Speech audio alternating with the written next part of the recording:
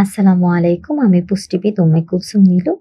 আজকের ভিডিওতে আমরা জানবো নিম্ন রক্তচাপের কারণ, নিম্ন রক্তচাপ কি, লক্ষণ এবং প্রাকৃতিক উপায় এটার সমাধান। তো চলুন শুরু করি। নিম্ন রক্তচাপ বা লো ব্লাড প্রেশারটা আসলে কি? নিম্ন রক্তচাপ মানে হলো আমাদের শরীরের যে ধমনীতে রক্তের চাপ স্বাভাবিক নিচে নেমে যাওয়া। আর চাপটাকে আমরা দুভাবে দেখি। একটা হচ্ছে সিস্টোলিক চাপ আর একটা হচ্ছে ডায়াস্টোলিক চাপ। এখন যেটা সিস্টোলিক চাপ সেটা হচ্ছে হার্টের যে সংকোচন সেটার উপর ডিপেন্ড করে হয়, আর ডায়াস্টোলিক চাপটা হচ্ছে যখন শিথিল অবস্থায় থাকে সেটাকে ডায়াস্টোলিক চাপ বলে। সাধারণত সিস্টোলিক চাপটা 90 থেকে 120 এবং ডায়াস্টোলিক চাপটা 60 থেকে 80 স্বাভাবিক ধরা হয় এটা। কিন্তু যখন এটা 90 নিচে নেমে যায় সিস্টোলিক চাপটা, আর ডায়াস্টোলিক চাপটা যখন আপনার 60 এর নিচে নেমে যায় তখনই এটাকে আমরা নিম্ন রক্তচাপ বলে থাকি।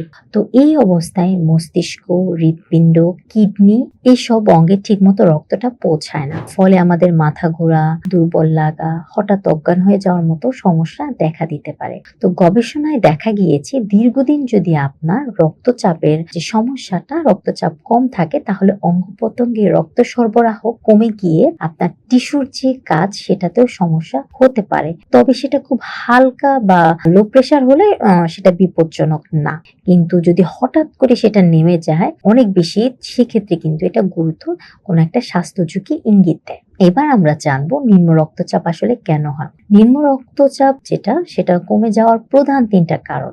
একটা হচ্ছে রক্তের পরিমাণটা কমে যাওয়া, ইলেকট্রোলাইটের অসামঞ্জস্যতা আর হরমোনজনিত সমস্যা। প্রধান কারণ হচ্ছে রক্তের পরিমাণ কমে যাওয়া। আমাদের শরীরে সাধারণত 5 থেকে 6 লিটার রক্ত থাকে। কোনো কারণে যদি রক্ত কমে যায়, 4 লিটার হয়ে যায়, তখন সেটাকে আমাদের অস্বাভাবিক ভাবেই আমরা ধরে নিই, মানে এটা লো ব্লাড প্রেশারে ইঙ্গিত দেয়। এটা হতে পারে অতিরিক্ত ঘাম, বমি, ডিহাইড্রেশন বা মূত্রবর্ধক ঔষধের কারণে। এখন আসি ডিহাইড্রেশন নিয়ে এবং ইলেকট্রোলাইটের যে ঘাটতিটা। শরীর থেকে শুধু যে পানি না, সোডিয়াম, পটাশিয়াম, ম্যাগনেসিয়াম এই ইলেকট্রোলাইট গুলোও কিন্তু বেরিয়ে যায়। সোডিয়াম পানি ধরে রাখে আর পটাশিয়াম রক্তনালীকে ঠিকভাবে কাজ করায়। এগুলোর ঘাটতি হলেই রক্তচাপ কমে যায়। তৃতীয় কারণ হচ্ছে ইনসুলিন রেজিস্ট্যান্স। ইনসুলিন শুধু সুগার না, শরীরের পানি লবণের ভারসাম্য নিয়ন্ত্রণ করে।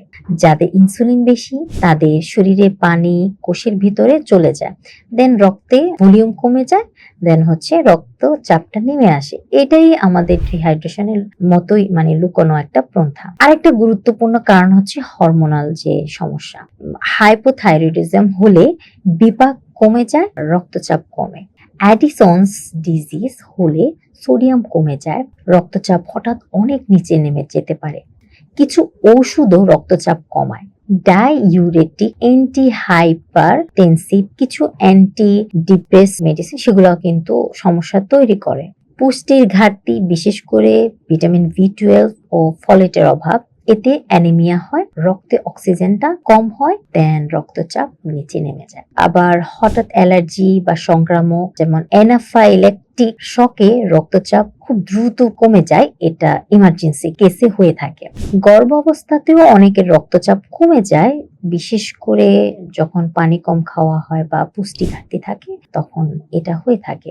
তো সবশেষে বলা যায় যে ভরা পেটে ব্যায়াম করলেও হঠাৎ মাথা ঘোরা বা ব্লাড প্রেশার লো হয়ে যাওয়া এগুলো হয়। তো তাই সবসময় খালি পেটে ব্যায়াম করাটা কিন্তু ভালো। তো রক্তচাপ আসলে একটা কারণেই হয় না, বরং শরীরের যে হরমোনাল সমস্যা, পানি, ডিহাইড্রেশন, ইলেকট্রোলাইট, পুষ্টি, লাইফস্টাইল সবকিছু সম্মিলিত প্রভাবেই হয়। এবার আমরা জানবো নিম্ন রক্তচাপের লক্ষণ কি।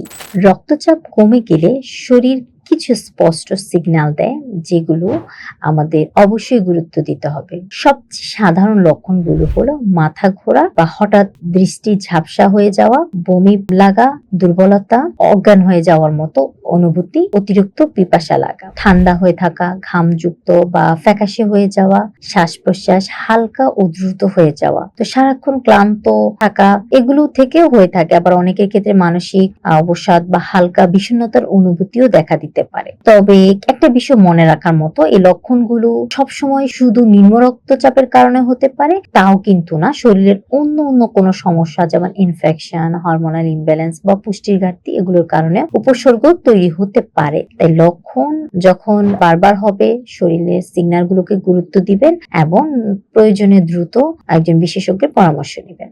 তো এইবার জানবো নিম্ন রক্তচাপের প্রতিকার এবং চিকিৎসা নিয়ে। তো রক্তচাপ কমে গেলে শরীরে পর্যাপ্ত রক্ত ঠিকমতো সঞ্চালিত হয় না, আর কিছু বিষয় আপনার নিয়ম মানা খুবই জরুরি।